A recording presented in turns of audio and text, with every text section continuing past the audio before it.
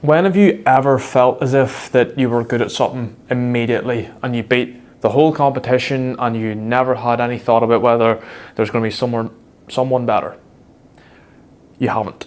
That's never happened to anyone ever. Each and every person has had to work their way up the ladder, and up that ladder they've found doubt, they've found people coming at them, and they've found that some people might quit and they might want to quit. Here's how you can keep going and get rid of the negative thoughts and this whole idea of imposter syndrome, which I used to and kind of still do suffer from. So you look at me and you see someone that can speak to a camera and not really get embarrassed, do this in public and stuff, right? That was not me a year ago. I could not do that. I looked at my mate, Owen McGinn. He did that pretty easily, and I thought, if he can do it, I can. Started doing it, and I was absolutely horrible at it. But you know what I did? I put in the reps. The more people I went up to, the better I got, the more confident I got, and the more answers I was able to get out of people. It's the same with content, it's the same with my sport, volleyball, it's the same with law. Every part of my life I've put reps into, and that's what made me such a confident person in a way which I know I can get the job done if I just put in enough time. The amount of people that stop chasing their dreams and their goals because they realise that the amount of time they have to put into this is like, there's no amount of time that you can say this is exactly how long this is going to take. It is very hard to pinpoint. So a lot of people just think, no, I can't do this. And they think that everyone else who has got their goals and has their dream are just better than them, have more talent, have done more work, and there's no way they can ever be as good as that. That's also wrong. They were in the same position as you were. I'm going to talk about Higher Up Wellness, right? He is a guy who I really model myself after. I try to be like him, talk like him, not do the same points. I am my own person, I have my own beliefs, but the way he delivers is insane and I absolutely love him. I follow two people on socials that's not my friends or mutuals. That's TNF and Higher Up Wellness, because they are just real guys who talk about real shit and know what they're talking about. That's who I want to aspire to be. Higher Up Wellness is a really good talker. He can talk shite about anything and is a really good conversationalist. From following him and from doing the reps, I've been able to talk to people for much longer, talk to the camera like this without needing a break. And these are all skills I've acquired by doing the reps. But he was never born with that skill. He was never born a good talker. He was never born a really good conversationalist with a lot of confidence. Every single person who has what they have it because they've done the reps and they've done the scary things. And until you get that in your head, you're not going to move forward. So, LeBron James had to do the work. Steph Curry had to do the work. Einstein had to do the work. Geniuses of the game, of their respective fields, all had to do the work. And if you think that you can just bypass this and just get whatever you want by not putting in the work, that's not going to happen. And you're also delusional if you think that your heroes never had their ups and downs. You know what I mean? So, if you're looking to become a professional player or get a really good job, get a first degree in law or medicine, and you don't put in the work, the reps, fuck. You know what? I'm going to keep this in because this is practice for me. This is proof that I am not as good as I think I am and I still need to do more work. And this is also a rep. The more you learn, the better. Anyway, to get my thoughts straight again. Your heroes had to do the reps. The people that get firsts in university, the amount of work they have to do is insane, but they were able to get it. And for me, this happened when I first started playing volleyball. Now, I've been playing volleyball for about a year and a half. And coming from Ireland, they don't have volleyball there, except for like maybe like the national team and a few clubs in Belfast. But other than that, there's not much there. I came to Dundee, started in November of 2023, and it is now June of 2025. Been playing for about a year and a half. Since then, I've gotten onto the men's 2 team, which I'm really proud about, and I play nearly every day, but I've had to cut back. And the people I play with, when I first started playing with them, even in the lower leagues, I thought I am never going to be able to get to where they are. Never going to be able to have their power, be able to integrate my moves into my muscle memory, and to be able to like execute them in a fast manner, and to be able to have the skill that they have.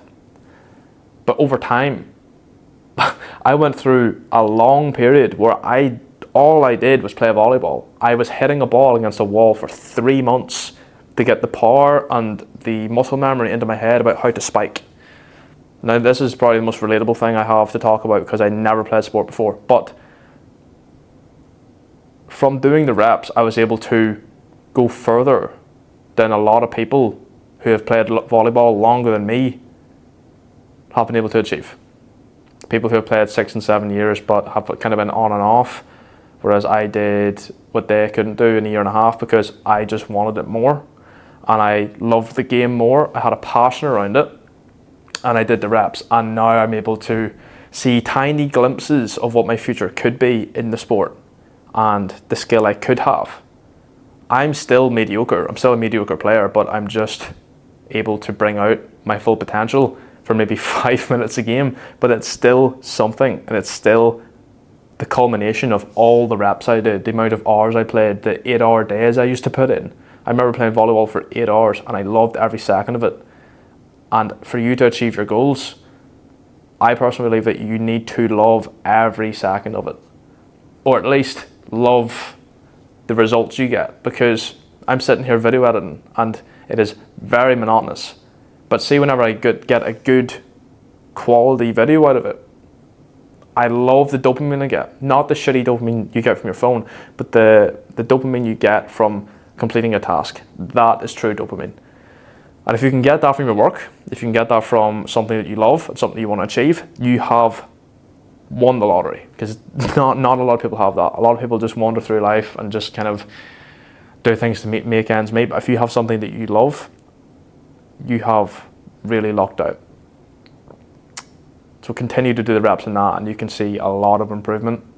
Even make some money off it if you want, but I don't know, like, it's not imperative. But like, I'm not going to make any money off volleyball, but the fact that I'm getting better and I'm seeing the results from it, I'm having these memories of me getting a huge block on the best player in the team, or me hitting a spike straight down in one of the university matches. And it's these memories that I've been able to culminate, and I wouldn't have them if I just shot myself down because I believed that I can never get to that stage.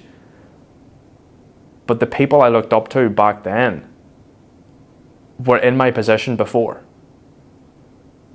And if I didn't believe that, and I just believed that they spawned in and were just goated at volleyball, then I just wouldn't have been playing. I wouldn't have kept going, because I just thought, not for me. I don't have the talent. I don't have the time to put into this. But I made the sacrifices. I basically went ghost. I just was flat out playing it. Same with content creation. There's like Higher Out Wellness has over, I think it was like 500k followers. TNF 300k.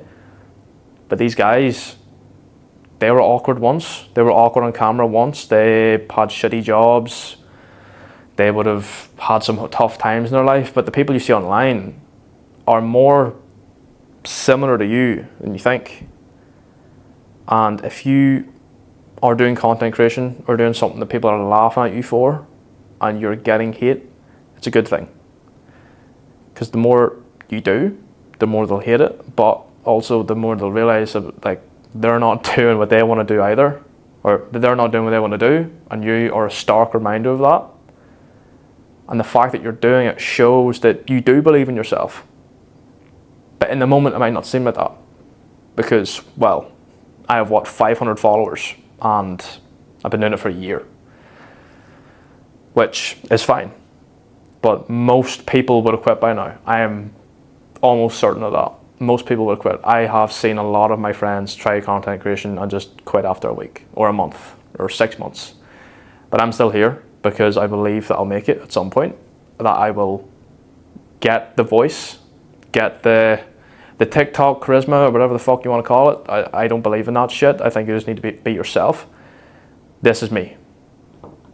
And I've had to put in the reps to be me, to be authentically myself in my videos, so I can be more relatable, because I am a real person. And if I didn't come across as that, it's just all fake, and there's no point in me making these videos for you. So think to yourself, what is that one thing that you think that you'll never achieve, or something you want to achieve and you just don't think you can? Think to yourself what that is and action this step. Okay, I want you to think about the version of you that has everything you want, and what he would do, or she, in that moment. Or when you have all those things, what are his or her habits? What's your sleeping time? What do they eat? Where do they go out? Who do they socialize with? And if you don't think that you can commit to that lifestyle, can survive that lifestyle, if you don't want to give up what you're currently doing, then I suppose that's not for you. That's not the future you want. But if you can, and you want to live that lifestyle, start living it now.